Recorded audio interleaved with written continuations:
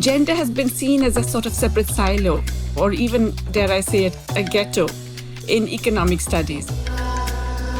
And so people tend to say, well, yes, we'll look at all of these things and then we will look at gender. I'm Jayati Ghosh. I'm a professor of economics at University of Massachusetts Amherst, and I taught in India for 35 years before this. Where were you teaching? At Jawaharlal Nehru University in New Delhi.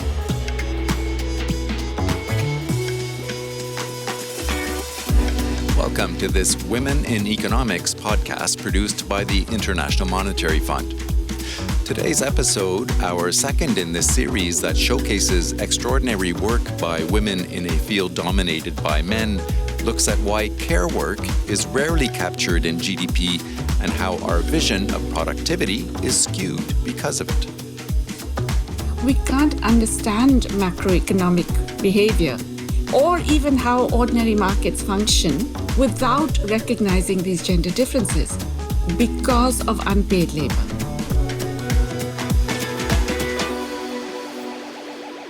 Rhoda Metcalf sat down with Jayati Ghosh, whose work shows that unrecognized caregivers, disproportionately women, of course, provide the base to our economy. Your work looking at gender inequality has received a lot of attention, especially in recent years. And you really highlight the connection between the care economy and the income gender gap. Can you explain this connection? So imagine a situation where there's a bunch of work that has to be done in a society, and it's not always very pleasant work. A lot of it is quite thankless. It involves a lot of drudgery. Sometimes it's very arduous. And so there is really a question of how do you get people to do this, especially if it's not going to be paid. And that really, in a nutshell, is care work. Societies have historically handled this by creating a whole set of what is called the gender construction of society, whereby the responsibility of care is given to women and girls. And women see this as their duty. They see this as part of their life. They're brought up thinking that this is what they will do. And if they do other stuff like have a job, earn a living, that's kind of extra. So the work that is being done for free is sometimes not even recognized. And of course, it's not valued. So the women who do this, first of all, do not get social respect and esteem. They don't get equal bargaining power even within their households and in the broader society. They have less of a voice. Because they're not actually earning any money. That's right. And, your worth is defined by how much you earn. Right. So the people who do a lot of unpaid work, which is dominantly care work, are automatically devalued by society and even by themselves. There are so many investigators who go to do surveys and, the husband says, oh, my wife doesn't do anything. She's at home. As if she wasn't doing anything at home. She's sitting there. Yes, exactly. And even if they recognize that it's important for, individual well-being, it's not seen as an economically productive thing. So that's the first, is that the women get devalued. Because they are devalued by society and by the economy, when they do go out to work, in fact, they earn lower wages. You can get the woman's work for free. So when you are paying them, you're doing them a favor almost. Right. And you have mentioned also in your work that the very fact that so many jobs that involve care are connected to women, that also those tend to be devalued. Absolutely. So that's the next implication, is that once women enter the labor market, they earn less and they work in worse conditions. But then they get clustered into certain occupations. Many of those occupations are similar to those that they're doing at home for free.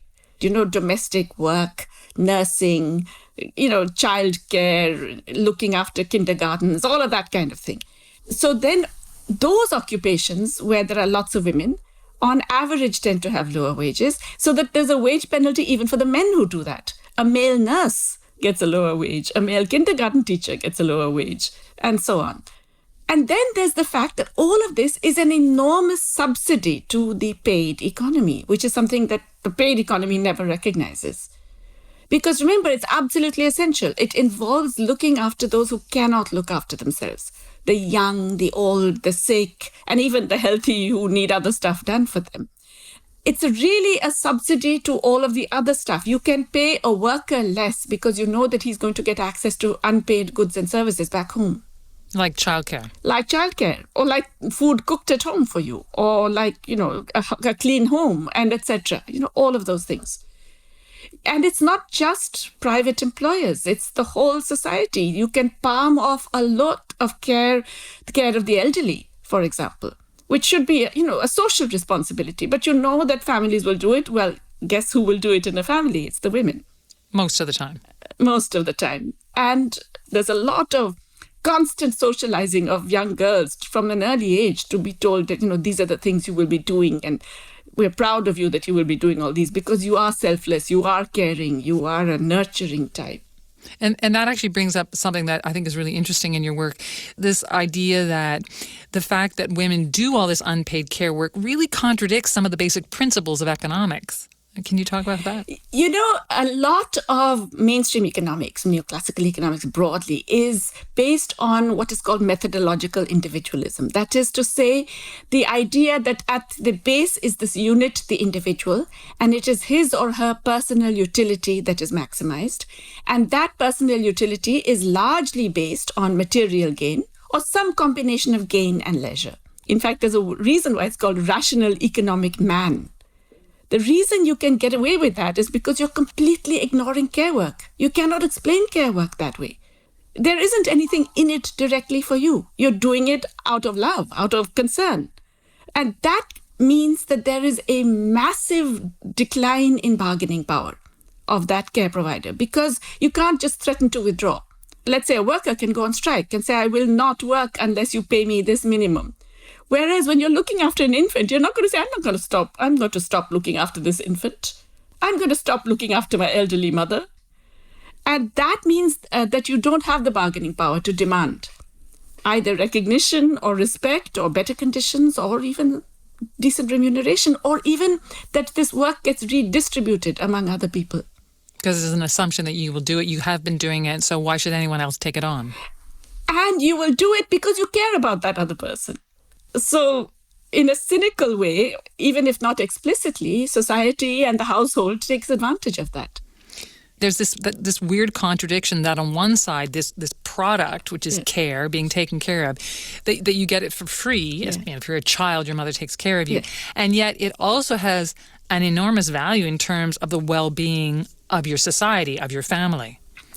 This is one of those things that I thought the pandemic would bring out so clearly for people, but somehow it hasn't brought it out enough, which is that care is absolutely essential. Without adequate provision of care, you don't just have unhappy and unhealthy societies, you have economies that are not resilient, that collapse. So you focused on some of your recent research has looked at this issue also in India. So how does the devaluing of women's care work play out in the country that you grew up in? India is one of the most extreme examples of how terrible it is to devalue work and what implications it has not just for women but for the whole society and economy. So in India, we have one of the largest gender gaps in wages in the world. So one of the striking things about the Indian labor market that a lot of people have spent beating their heads over is why does India have such a significantly low and declining share of women's work participation? Okay, so it was as low as 36% in the 1990s, and it's down to 18%. The latest data suggests that it's even 14%. Now, that's crazy, right? In an economy that was supposedly growing at 5 to 10% for 2 decades, and yet we have this massive decline in women's workforce participation. It turns out that a very large part of that is related to an increase in the number of women who are doing unpaid work at home. We have survey data that tell us that if you take the larger definition of work, what the ILO now recognizes as work, including all of the care and extended care activities, which means, the household duties, cooking, cleaning, etc., looking after the young, the old, the sick, fetching water, fetching fuel wood, kitchen gardening, poultry raising, all of these activities. If you include those in work, then it's not 18% of women who are working, it's 86% are working. Slight difference, right? Right. And so what we've really seen over this period is a shift away from paid and recognized work to unpaid and unrecognized work for women. Where does that shift come from? I talked about how care work, unpaid care work is a subsidy to the formal economy. So here is an accumulation process using this unpaid work as a way of subsidizing its own expansion. So can you give me an example of that? I'm trying to imagine what you're talking about. Sure, many. So we have in India this extraordinary system of what I suppose you would call para workers or informal workers working for government programs. We run one of the largest, nutritional programs for pregnant mothers, infants. It's called the Integrated Child Development Services. Okay, they're based on what are called Anganwadi workers or nursery workers and helpers. These nursery workers and helpers are not classified as government employees. They are classified as volunteers, which means they don't have to be paid the minimum wage.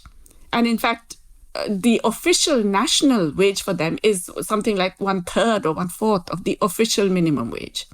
We have a national health mission, which again is providing basic health services across the country to every settlement. It's run on the basis of, wait for it, accredited social health activists. Activists now, not even volunteers, activists. Who are these women? And the acronym for this is ASHA, which is a cruel irony because the word ASHA means hope in Hindi.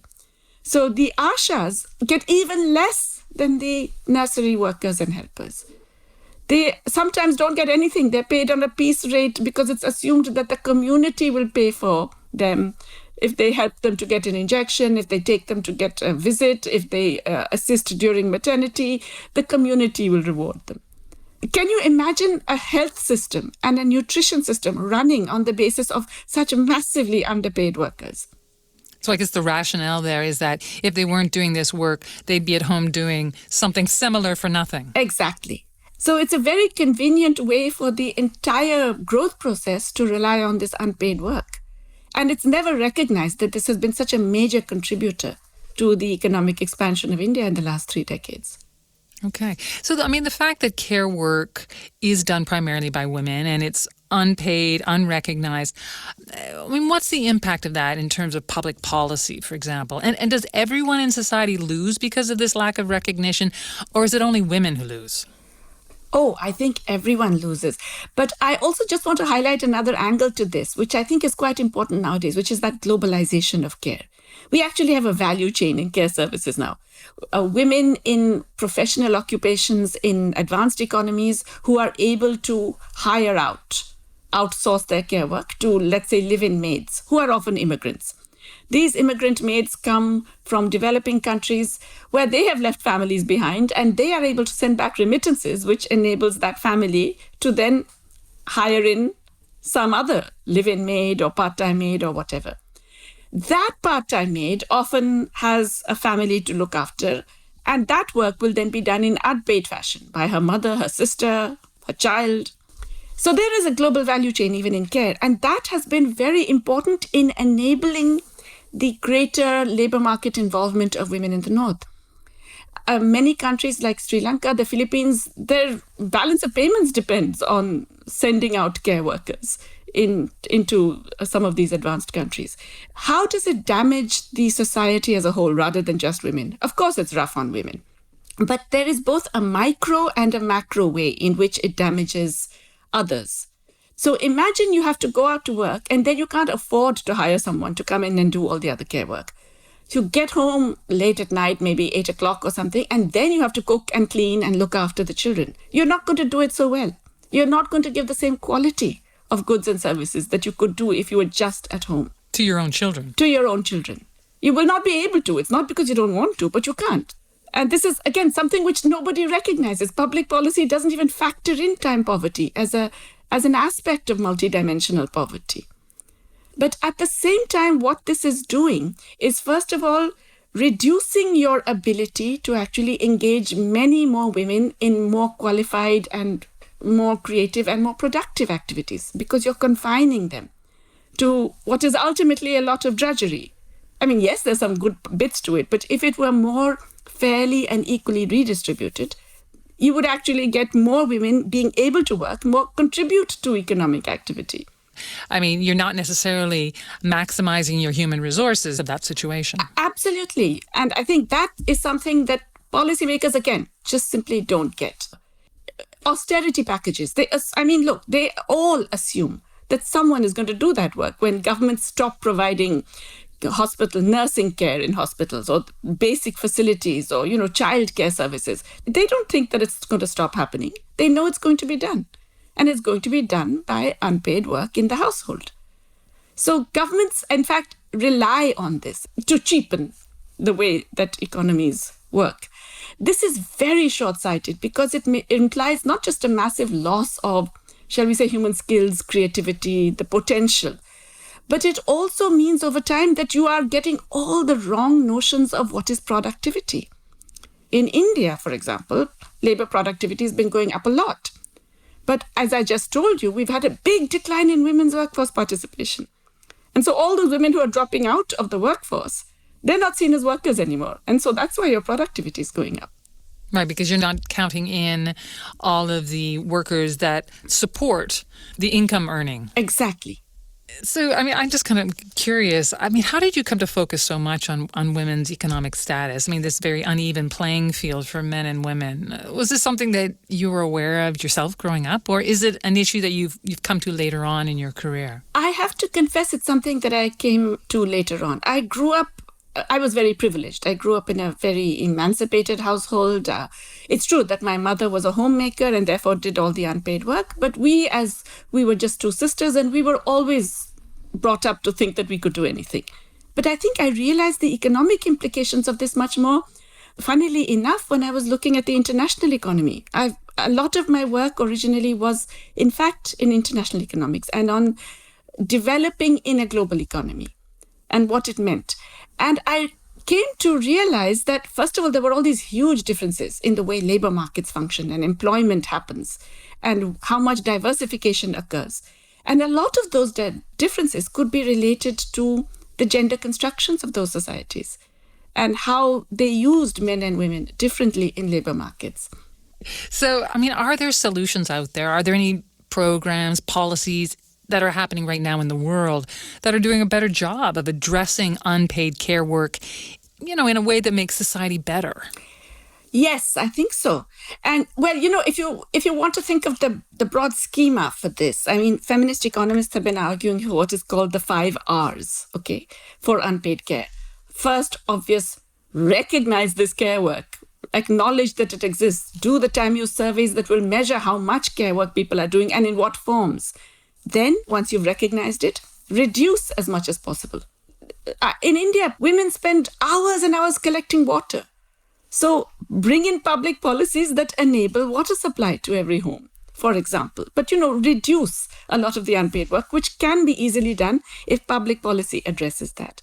The third thing then, redistribute. It shouldn't just be women and girls within households. They do about 75% of the unpaid labor time in the world. It shouldn't just be them. It should be spread between household, private provision, and the public sector. So you need public provision of things like childcare, of things like elderly care. To free up women's time to do other things. Yes, exactly. Then fourth, reward the care workers whom you do pay. I just told you about the workers in India who are not even called workers, who don't get even the minimum wage and yet have to do really difficult and demanding things. So reward care workers properly. And finally, represent care workers. Give care workers themselves a voice, including the unpaid care workers, who really, there's no question of anybody even knowing what they want. Because this is essential work, which is much more essential than a lot of people working in, let's say, global finance. Right. But are some of these concepts being incorporated in programs that exist now? Yes. In fact, you will find that there are a bunch of countries where there's been quite significant improvement in many of these indicators. Argentina in the 2000s, one of the important things they did was through child support grants that enabled a lot of the transfer of care activities domestically to paid care services. They enabled trade unions and labor unions of women workers, paid and unpaid. Costa Rica has been doing something similar. The state of Kerala in India brought in a lot of innovative ideas about care. So they created voluntary groups who were paid volunteers, but community volunteers for health, looking after elderly care, ensuring that the elderly got access to people beyond those living in their immediate homes and families. And they did a bunch of other things which actually shifted some of the burden of care.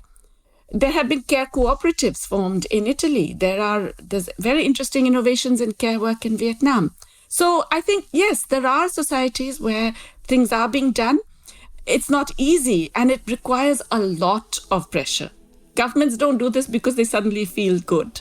They do this because they have to. So I think the most critical thing is for voices to be raised and enough mobilization to occur for governments to feel they have no choice but to do some of these things. Okay, well, I mean, Jayati, Ghosh, your work really gives us all a lot to think about. and I thank you so much for speaking with me today. Thank you. It was a pleasure.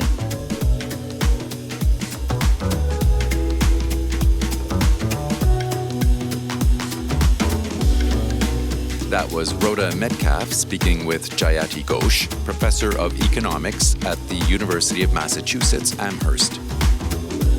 The next episode of this Women in Economics series will feature Diane Coyle, the Bennett Professor of Public Policy at the University of Cambridge. Look for it wherever you get your podcasts. You can also follow us on Twitter at IMF_podcast to make sure you don't miss anything. I'm Bruce Edwards. And I'm Rhoda Metcalf. Thanks for listening.